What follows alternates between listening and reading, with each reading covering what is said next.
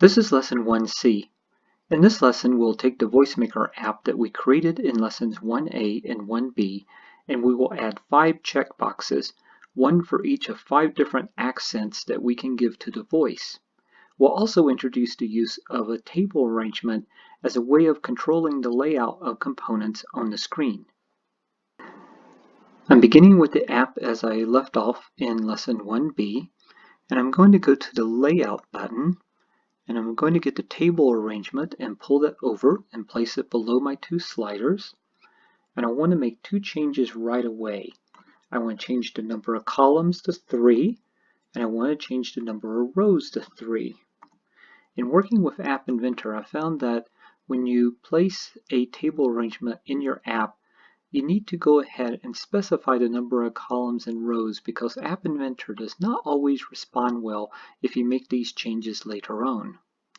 Next, I'm going to go to User Interface.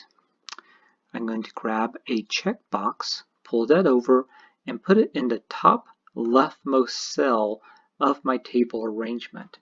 I'm going to rename this my English checkbox. This will be for an English accent. I'm going to make the bold font, or make the font bold, and I'm going to change the text to English. Now I'm going to do that 2 more times. Pull over the checkbox. This will be my French checkbox for a French accent.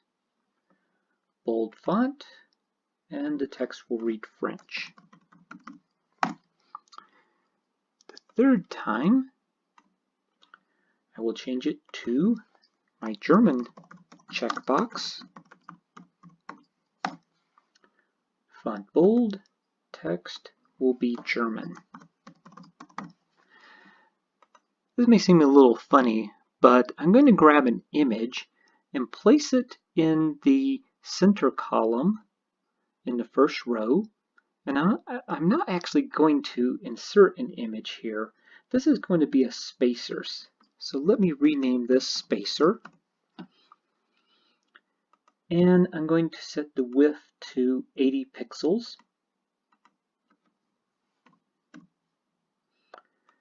In laying out your interface, often you're going to want to have some blank space between different components. And one way you can do that is to insert an image, specify the height and the width, and then just not ever actually upload an image to go with the component. Now, I need 2 more checkboxes. I'll pull one over. I'm going to put it in the 3rd column on the first row. Oh, I missed there. Let's try that again. There we go. I'm going to rename this my Italian checkbox for an Italian accent. Font bold, text Italian. And then my last will be for a Spanish accent. And again, I missed. Let's put that right there. Rename that my Spanish checkbox.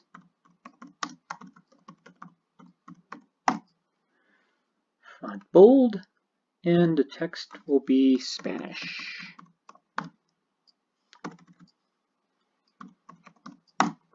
Okay, now I'm ready to start programming. Here in the Blocks workspace, what I'm going to do may seem a little complex, but it's because I want my app to work in a certain way. In particular, if I have one of my 5 checkboxes checked, and then I check a different one, I want it to remove the first check. And App Inventor does not automatically do that. And you may have noticed with other apps that you have used that often to check a new checkbox, you actually have to uncheck a previous checkbox. And we don't want our app to work that way. So we're going to do something a little complex, but it won't be too bad. So under the blocks for the English checkbox, I want the first event handler that when the English checkbox is changed, and you notice the way that the checkboxes operate in App Inventor is they're looking for the event that something changes, which could be either the box is checked or the box is unchecked. Now, I want to add a conditional to this event handler. So I'll go to Control, and I want the first one here, the if-then. And for this, I'm going to go to my English checkbox, and I want the one, or in this case it's the pointer, that is my English checkbox is enabled. So I'm not going to explain this quite yet. I think you'll see as I go along. So if this checkbox is enabled, I want to do 5 things. I want to take each one of my 5 checkboxes and I want to set them so that they are not enabled. So I'll get the set for my English checkbox. So set English checkbox enabled. I'm going to go to the logic blocks and I'm going to get false. Then, simple shortcut, I'm going to copy and paste that 4 times. And this is for each of my other accents. So I will change English to French. And I will change English to German. And I will change English to Italian. And then I will change English to Spanish. So this takes each one of my checkboxes and makes it so that they are not enabled, or essentially they are not operational, at least from the user perspective, that is. The next thing I want to do is, let's go back to my English checkbox and let's get the set English checkbox checked. And I'm going to go to logic and get a true so that that will be checked. So what happens here is I insert a check, and as far as the event handler is concerned, this is not considered to be a change. If I had not done this and I checked the checkbox, then it would consider this to be a change and it would trigger the event handler. So I want my English checkbox checked, but I want none of my other checkboxes to be checked. So I will duplicate this block 4 times, and I will change it to my French checkbox, and I will change true to false. Then I will do the same thing for my German checkbox, my Italian checkbox,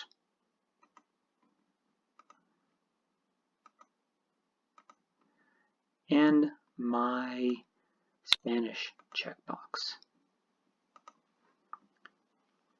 The last thing I want to do is I want to make all my checkboxes enabled again so that a user can go and insert a new check. So for that, let's grab this first one, copy and paste it, bring it down, and we will change this to true. And again, make a version for each one of my accents. So I've got English, French, German, Italian, and Spanish. One more thing I need to do, let's go to my text-to-speech, and below my if-then condition, I want to change the language. Now one thing you'll note is in App Inventor you have both country and language. Country is to be used when you're developing a language translator and you're connecting to a web-based translator. Language merely changes to accent. So let's get to set text-to-speech 1 language. And again, you'll notice I put that below the if-then condition. Now in my blocks, let's go up to text. Let's grab the first one, the little bitty one at the top. Let's pull this one over. And the abbreviation that App Inventor uses for English is EN. So this takes care of my first text box. The next ones are going to be easier. So I'm going to copy and paste this whole block here. And I'm going to change this to when my French checkbox is checked. I'm going to get this first if part of my conditional and change that to French. Next, I'm going to go down to where I say English checkbox check true, change that to false, and change French checkbox to true. And then for my language at the bottom, I'm going to change it to FR, which is the abbreviation for French. Let's do that again for our German checkbox.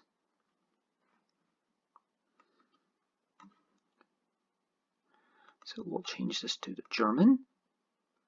We will make if our German checkbox is enabled, then again, change the English to false, change the German to true, and change the language to DE for German.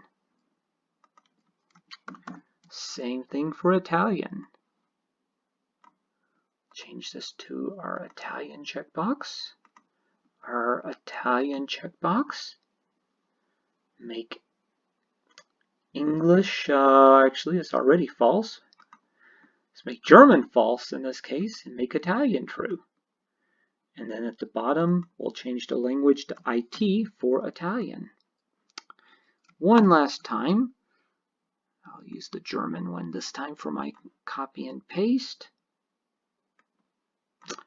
I will change German to Spanish, change German to Spanish, change German to false, change Spanish to true, and I will change the language to ES for Spanish.